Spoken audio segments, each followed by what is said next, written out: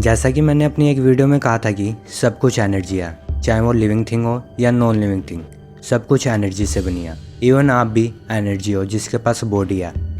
जैसे इस वीडियो में हमने हमारे डीएनए में मौजूद पूर्वजों की पावर के बारे में बात किया, सबकॉन्शियस माइंड की पावर को एक्सप्लेन किया है और भी कई ऐसी नेक्स्ट लेवल चीज़ों को एक्सप्लेन किया है। ये एक दूसरे से कनेक्टेड है।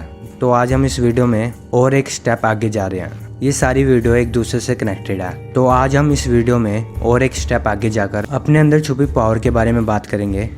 गौतम बुद्ध के बारे में आप जानते होंगे, इन्होंने दिव्य ज्ञान की खोज की थी। इनके पास क्वांटम स्पीड रीडिंग की पावर थी। ये बिना बुक खोले उसके अंदर क्या है उसके बारे में बता सकते थे। रामानुजन, इन्हें हम the man who know infinity भी कहते हैं। ऐसे और भी कई महान लोग हैं जिन्होंने आत्मज्ञान प्राप्त किया।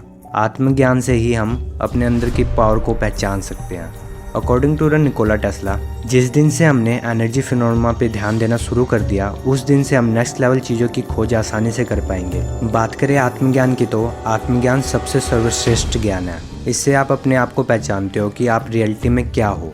और जिस दिन आपने अपने आप को पहचान लिया, उस दिन से आप अपनी लिमिटेशन को तोड़कर हाईयर स्टेट पर चले जाओगे। लिमिटेशन से मेरा मतलब है जो पाबंदियाँ लोगों ने या आपने खुद अपने ऊपर लगाई है। फॉर एग्ज़ाम्पल, आप अपने आप से कहते हो कि आप ये काम नहीं कर सकते, बट ऐसा कुछ नहीं है क्योंकि उसी काम को कोई और पर्सन भी कर रहा है। तो ये लिमिटेशन है जो आप अपने ऊपर लगा रहे हो। ये बिल्कुल वैसी है जैसे एक हाथी के बच्चे को एक जंजीर से बांधा जाता है। स्टार्टिंग में वो बच्चा बहुत ट्राई करता है उसे तोड़ने की, पर तोड़ नहीं पाता और हार मान लेता है। उस दिन वो अपनी लिमिटेशन तय करता है और बड़े होने के बाद भी उसी जंजीर से बंधा होता है और उस जंजीर को तोड़ने की कोशिश भी नहीं करता। आत्मज्ञान से आप अपने बारे में, अपनी पावर्स के बारे में और उसके साथ इस ब्रह्मांड के बारे में भी जानने लगते हो।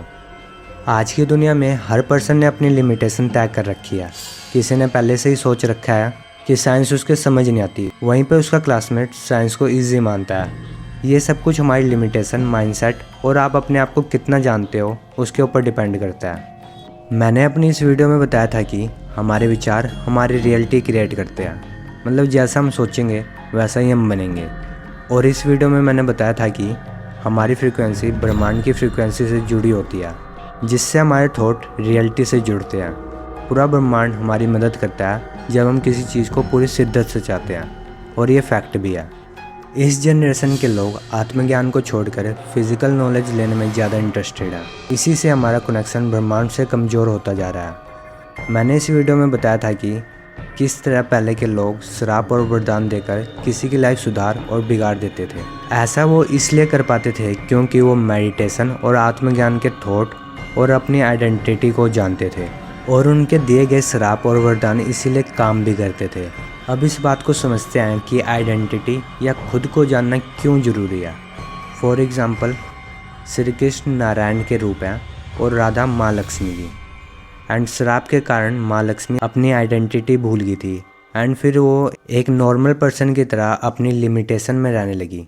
मैं ऐसा बिल्कुल भी नहीं कह रहा कि हम भी भगवान हैं। मैं ये कहना चाहता हूँ कि हम भी भगवान का एक अंश हैं।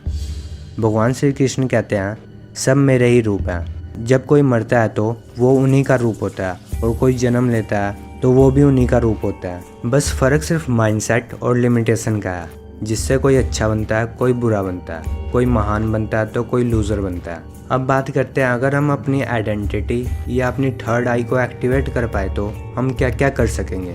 थर्ड आई एक्टिवेशन के टाइम आप दुनिया की सच्चाई देख पाओगे। आप जैसे इस दुनिया को देखते हो, क्या ये सच में वैसी ही है? इस दुनिया में ऐसे कई राज हैं जिन्हें जानबूझकर छुपाया जा रहा है और हमें जानबूझकर एक लूप में फंसाया जा रहा है, जिसमें हम सोच रहे हैं कि हम अपनी मर्जी से फैसले ले रहे हैं और अपनी मर्जी से ज़िंदगी जी रहे हैं। ये बातें बहुत डीप हैं। खैर, मैं अपने टॉपिक पे वापस आता हूँ। तो हम बात कर रहे थे पावर के बारे में। तो हम उन पावर को एक्सपीरियंस कर पाएंगे जो नेक्स्ट लेवल होती हैं। फॉर एग्ज़ाम्पल, किसी चीज़ के आर पार देख पाना, टेलीपोर्टेशन, भविष्य देख पाना।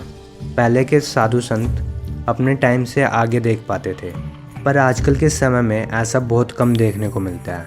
एक जगह बैठे हुए दूसरी जगह क्या हो रहा है उसका पता चल जाना, इसे रिमोट व्यूइंग कहते हैं। महाभारत में भी इस चीज़ को दिखाया गया है। नगेंद्रनाथ बहुदरी ये हवा में उड़ सकते थे। आई नो मेरी बातें काफ़ी फिल्मी लग रही है, क्योंकि हमारी सोसाइटी मैजिक पावर और ऐसी चीज़ों में बिलीव नहीं करती। वो सिर्फ साइंस में बिलीव करती है। पर एक मिनट, क्या आपको बिलीव है कि साइंस हमेशा ही सही होती है?